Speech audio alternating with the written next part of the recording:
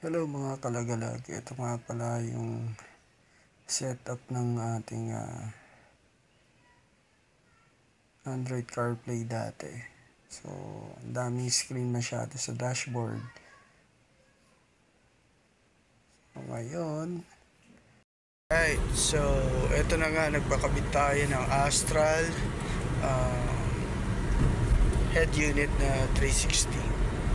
Medyo ilang days na natin to ginagamit. Okay naman.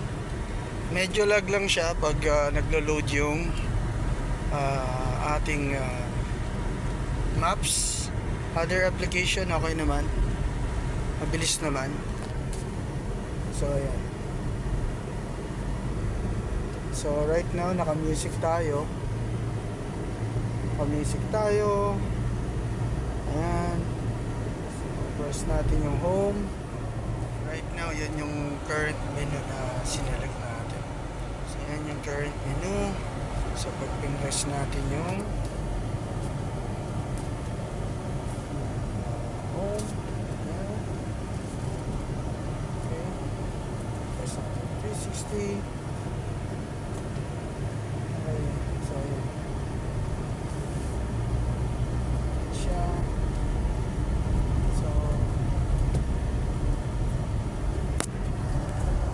Pag tayo dito, pag nag-turn tayo, like right now, mag-u-turn tayo, nagse-select siya. Mabilis naman yung niya, response niya. Mabilis yung response niya.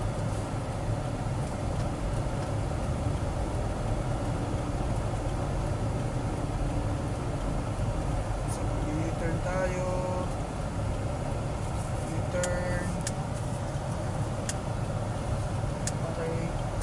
So yan, yung left turn. So mag-right turn naman tayo. Right turn. So sa ngayon okay naman. Matuli naman siya. Hindi naman siya naglalag pag nag-load na yung yung mga tools. Like ngayon, hindi naman ako nag-select ng map kasi hindi naman kailangan.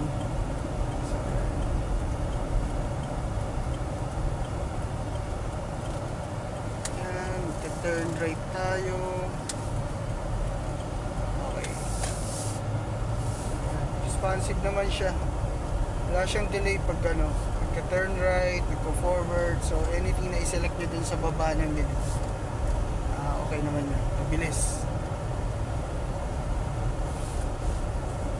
So nga pala, sa Astral, malapit sa terminal ng J. Ruiz, San Juan.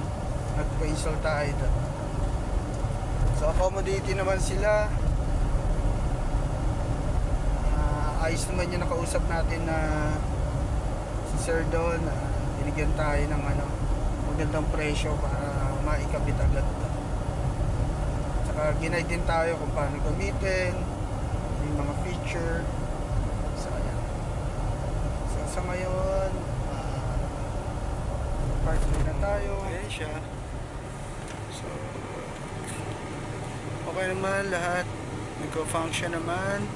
3D, front, back, left, right, left and right, front. Okay, settings. Bilis naman. So, dito nyo makikita yung mga record. So, ayan. So, pag nag-home ka naman, radio, home. So ito yung menu. So naglagay tayo ng player natin kasi nag-auto siya nun sa lag ng konti pagkakabukas mo pa lang, pero once na naka-load na yan, okay na yan. Okay, siya play.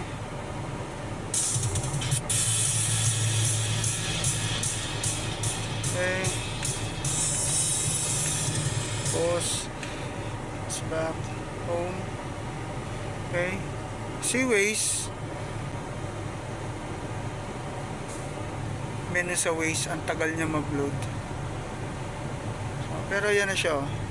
Pag nag-load na yan, dire-diretso na yan. Okay. Kapag nag-back ka, search again, cancel, nag-search ka uli, SM North, SM North,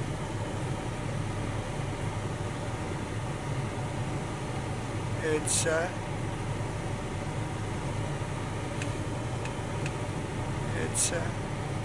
search.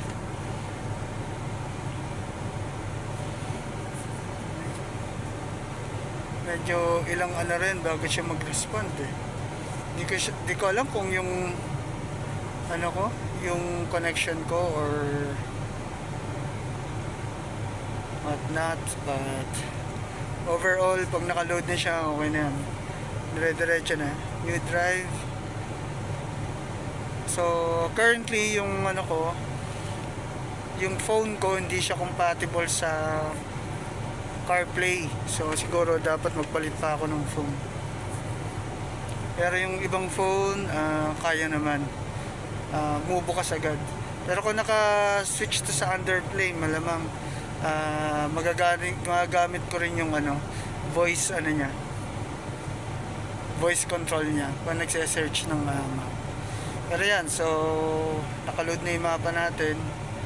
Try natin magbiyahe. O nga pala, pag naka-map ka, hindi pala pwede yung at the same time naka 360 camera ka. So yun lang.